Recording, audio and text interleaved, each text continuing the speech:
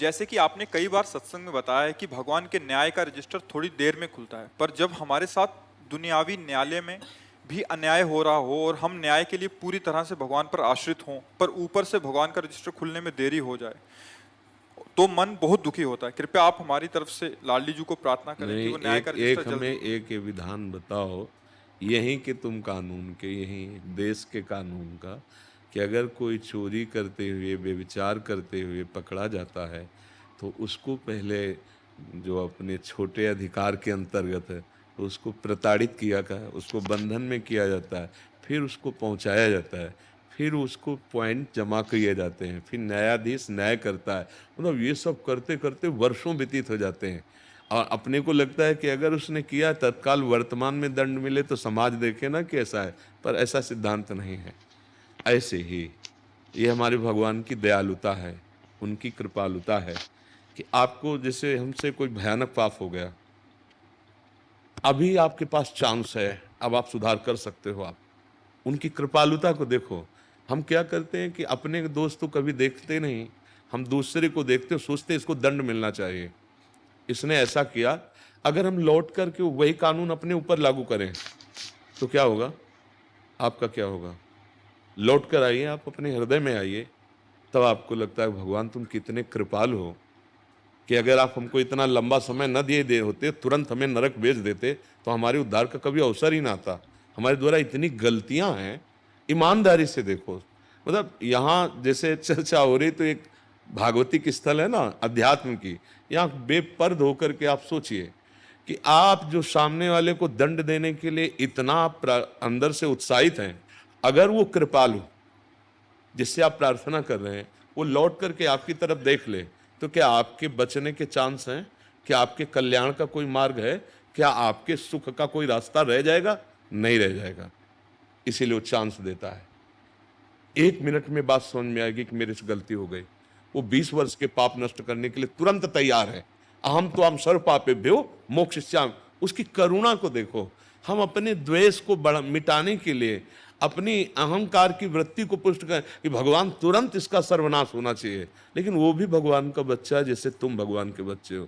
जैसे तुमसे गलतियां हो गई और अभी तक न तुमने स्वयं प्रायश्चित किया है न उनका दंड मिला है, ऐसे उसको भी मनाओ कि भगवान इसकी बुद्धि शुद्ध कर दे, इसको क्षमा करे और इसका मंगल हो जीव का। हम भगवान को कोसने लगते हैं कि उनको जल्दी दंड देना चाहिए। अरे नहीं नहीं नहीं, अगर वो जल्दी दंड देंगे तो हमारा सबका हाल वही हो जाएगा जो दुर्गति होनी चाहिए। बोलो, अंदर से बोलो, हमारी बात को आप काटो। क्या आपसे गलतियां ऐसी नहीं हुई? क्या अपने लोगों से गलतियां ऐसी नहीं हुई जिनको भगवान ने चुपचाप दबा के रखा है आखिरी चांस तक कि अब सुधर जा, अब सुधर जा, अब सुधर जा, मैं तेरे सारे पाप नष्ट कर दूंगा। अपचेत सुदुराचारो, तो बहुत बड़ा दुराचारी रहा, माना, लेकिन चांस है, मेरी शरण में हो जा। अब मुझे, तभी तो हम यश गाते हैं कि वो बहुत बड़े डाकू थे, फिर वो ब्रह्म ऋषि बन गए, वो बहुत बड़े वैश्यागामी थे, वो महात्मा बन गए। हम भगवान की कृपालुता को ना देख करके अगर उनसे दंड विधान मांग रहे हैं तो जरा अपने लिए भी मांग के देखें। अपने लिए तो क्षमा शब्द है, और दूसरे की अगर जरा भी गलती हो जाए तो इसको बीच बाजार में दंड मिलना चाहिए जिससे लोग समझें। जानते हो गलती क्यों होती है? अज्ञान में होती है। वो किसी से भी हो सकती है, किसी से भी हो सकती है। अज्ञान के कारण जब हम समझते हैं कि इसमें सुख है और उसे भोगना चाहते हैं, तो सुख उसमें मिलता नहीं, तो हम भाग पड़ते हैं, इस शरीर में नहीं तो इस शरीर में, इस शरीर में नहीं तो इस शरीर में। हमसे गलती से गलती सबसे हो रही है, सबसे।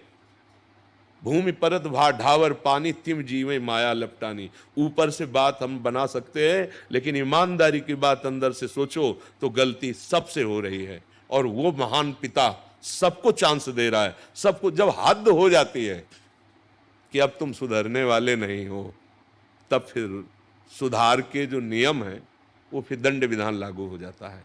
नहीं, हमारे भगवान इतने कृपालु हैं कि आखिरी हद तक क्षमा ही क्षमा करते हैं। उनकी महानता को देखो। जैसे आपका लड़का दूसरी जगह कोई अपराध कर रहा है तो दूसरा सोच सकता है कि इसको दंड मिलना चाहिए, लेकिन आप इतने वात्सल्य में इतना झुक सकते हैं। तो वात्सल्य समुद्र भगवान जो सबका पिता है, सबको बराबर प्यार करता है, तो हमें लगता है कि हम ज़्यादा दंड देने पर ध्यान न दें, भगवान से प्रार्थना करें कि जो सामने गंदा आचरण कर रहा है, प्रतिकूल व्यवहार कर रहा है, भगवान उसको सद्बुद्धि दे, सत्प्रेरणा दे और उसका भी मंगल हो। जैसे वो हमको क्षमा करते हैं ऐसे उसको भी क्षमा करें। हमें लगता है अगर ये भाव हमारे अंदर आ जाएगा तो हमारा कल्याण भी हो जाएगा और हम सुखी भी हो जाएंगे और भगवान के लाडले बन जाएंगे।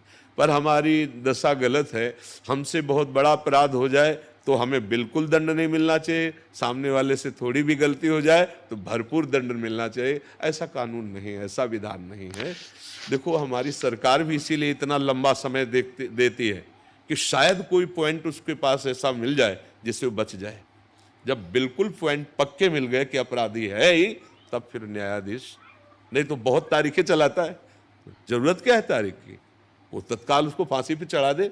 लेकिन नहीं, इसमें कृपालुता है, सिद्धांत की कृपालुता है कि वो एक अवसर देता है कि हर जीव से गलती हो जाए। देखो ये तो कोई मानो ही मती कि तुमसे गलती नहीं होगी, नहीं अभी तक के अपने रजिस्टर को देख लो आप। तो इसलिए हमें हमें तो यही लगता है कि भगवान जैसे हमें क्षमा किए हैं ऐसे सबको क्षमा करें, जैसे हमें सद्बुद्धि दे रहे ऐसे सबको सद्बुद्धि दे और कृपा करके भगवान सबका मंगल करें, सबको आनंद प्रदान करें। तभी हम क्या चाहते हैं, अपना आनंद चाहते हैं और दूसरों का, यही तो बुद्धि बिगड़ती चली जा रही है। नहीं, हम अपने शरीर सुख के लिए दूसरे के शरीरों को आग लगा रहे हैं, भूंज रहे हैं, काट रहे हैं, खा रहे हैं, जिसे आप मांस भक्षण कहते हो। कैसे कैसे, अब कैसे कैसे तुम्हारी बुद्धि। तो इसलिए भगवान सबका मंगल करे।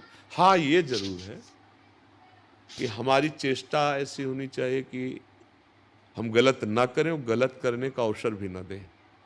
अगर कोई गलत कर रहा है तो हमारा कानून है, देश में विधान बना हुआ है, संविधान बने हैं, आप उसके द्वारा उसके दंड विधान के लिए प्रार्थना कीजिए, जो रिपोर्ट कीजिए। पर हम अंदर से यही चाहेंगे कि हमारी जैसे गलती भगवान क्षमा करते हैं, हमें सद्बुद्धि देते हैं, ऐसे दूसरे को भी दें, क्योंकि गलतियां होती ही अज्ञान से हैं। चाहे जितने आप बुद्धिमान बनते हो, जब भोगाकर्षण होगा तो तुम्हारी बुद्धि का अपहरण हो जाएगा और वो गलती हो जाएगी। अगर समाज में प्रकाशित हो जाए तो लोग कहेंगे ऐसा है ये आदमी, लेकिन भगवान ने उसे गुप्त कर दिया। क्यों? अभी चांस दे रहे हैं, निकल चलो, अगर चाहो तुम तो निकल सकते हो तुम। पर हम लोग उसको अपनी चतुराई समझ लेते हैं, भगवान की करुणा न मानकर, फिर वो गिरते चले जाते, पतित हो जाते हैं। किसका प्रश्न था? हाँ बच्चा, अगर आपको समझ में आ गया हो तो। कीर्ति शर्मा जी।